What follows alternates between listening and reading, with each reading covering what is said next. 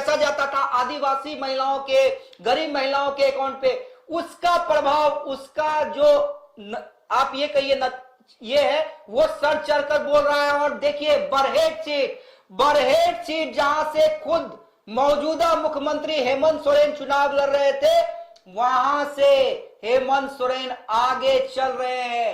हेमंत सोरेन आगे चल रहे हैं बरहेट सीट से।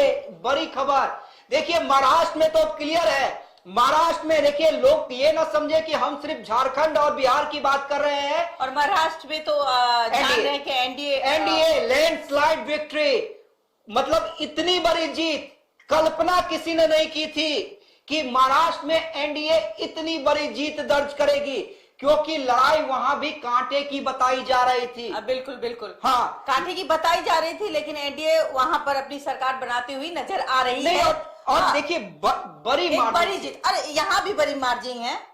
अब झारखंड में भी आप देखें तो 50 और 29 का खेल चल रहा है। और सबसे बड़ी बात है कि जिस झारखंड की बात करूं मैं, वहां पे मैया योजना कहीं ना कहीं बहुत ज्यादा भारी पड़ गया। देखिए, महाराष्ट्र की ओर हम ले जाना चाहते हैं। 288 सीटों में से 217 सीटों पर एनडीए आगे। आप अनुमान लगाइए, महाराष्ट्र की में बीजेपी का जलवा एक तरफा, कोई लड़ाई नहीं, कोई उद्धव फैक्टर काम नहीं किया, कोई सिंपैथी वोट काम नहीं किया, सिंपैथी फैक्टर काम नहीं किया, कोई शरद पवार के प्रति सहानुभूति नहीं दिखी। यहां पर वोट ले गए अजीत पवार, यहां पर वोट ले गए एकनाथ शिंदे, जिन्होंने शिवसेना तोड़ी थी, जिन्होंने एनसीपी तोड़ी थी। एकनाथ शिंदे ने शिवसेना तोड़ी थी और मुख्यमंत्री बने थे। अजीत पवार ने अपने चाचा की पार्टी एनसीपी तोड़ी थी, डिप्टी सीएम बने थे। तो जादू चल गया है तोड़ने वालों का। देखिए, ये सही बात है, जिसने घर तोड़ा वो अपना घर बना लिए। ये तो सबसे बड़ी बात है कि आप देखिए आज जो शिवसेना की हाल है, इसमें शिवनाथ शिंदे का सबसे बड़ा हाथ है। बिल्कुल, घर फूटे जवार लूटे, ये कहावत आपने सुनी है। जब घर में ही विभीषण हो तो आप कहां से जीत पाएंगे? लंका तो जलेगी ही, और लंका जलाने का काम शिवनाथ शिंदे ने बहुत अच्छे से किया, जिसका नतीजा ये रहा कि बीजेपी में ये जो आप बढ़त देख रहे हैं, ये पहली बार ऐसी बढ़त आपको नजर आ रही होगी। देखिए, अब हम थोड़ा बिहार की ओर मूव करते हैं। आइए, महाराष्ट्र और झारखंड से इधर बिहार की ओर आ जाइए, जहां जात पात बहुत मायने रखती है। बिहार में क्या बबीता जी, 10,000 वोट से तरारी, विशाल प्रशांत, सुनील पांडे, बाहुबली सुनील पांडे के बेटे आगे। और तो वो कौन सा क्षेत्र है, आपको पता होना चाहिए भाई। तरारी माले का घर।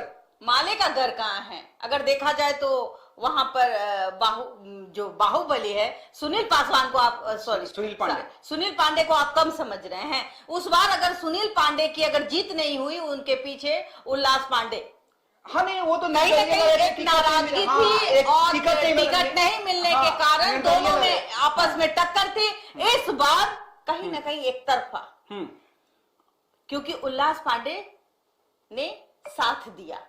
तो जब साथ दिया तो साथ मिलेगा ही ना। और जिस तरीके से आप देख रहे हैं कि जिस तरीके से सुनील पांडे के बेटे बढ़त हासिल कर रहे, तो इस पे कहीं ना कहीं उल्लास पांडे का भी बहुत बड़ा हाथ। बिल्कुल बिल्कुल हाथ है। चिराग पासवान का हाथ है, नीतीश कुमार का हाथ है, दिलीप जायसवाल, बहुत सारे मतलब बीजेपी के वरिष्ठ जितने भी नेता है वो वहां पर आपको दिखाई पड़ रहे थे। हाँ, वही मैं कह रहा हूँ। दिलीप जायसवाल, सम्राट चौधरी, विजय सिन्हा, पूरा एनडीए उतर गया था।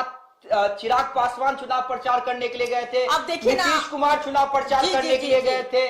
बॉन्डिंग दिखी थी नीतीश और चिराग की काफी जबरदस्त, एक ही मंच पे। बिल्कुल। तो ये पूरा फैक्टर। और सबसे बड़ी बात है, देखिए, मैं तरारी गया था कवर करने के लिए। जिस तरह से सुनील पांडे ने रणनीति बनाई थी कि एक साथ चुनाव प्रचार नहीं करना है, अलग अलग कीजिए, अलग अलग दौरा कीजिए। बड़े नेता आए, विशाल प्रशांत को लेकर घूमे, विशाल प्रशांत अपने क्षेत्र में घूमे, और सुनील पांडे अपने एरिया में घूम रहे थे, क्योंकि सुनील पांडे जानते थे कि अपने क्षेत्र में अगर दबदबा है तो सुनील पांडे का नाम है। और एक ये मान लीजिए कि जिस तरह से सुनील पांडे चुनाव कैंपेनिंग कर रहे थे, लग रहा था कि सुनील पांडे अपने बेटे के लिए नहीं, खुद के लिए वोट मांग रहे हैं। अब मैं रोकना चाहूंगी आप, को देखिए, रामगढ़, वो आपने हाथी और चींटी की कहानी सुनी होगी।